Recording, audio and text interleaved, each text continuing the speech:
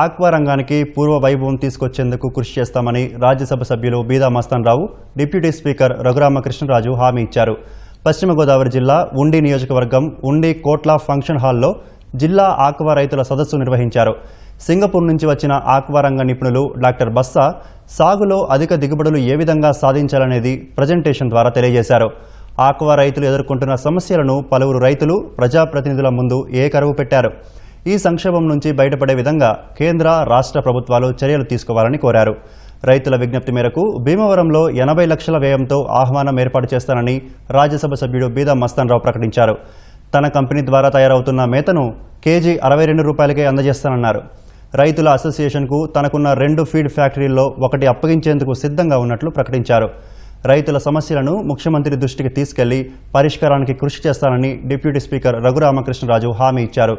ప్రజాప్రతినిధుల భరోసాపై రైతులు సంతోషం వ్యక్తం చేశారు.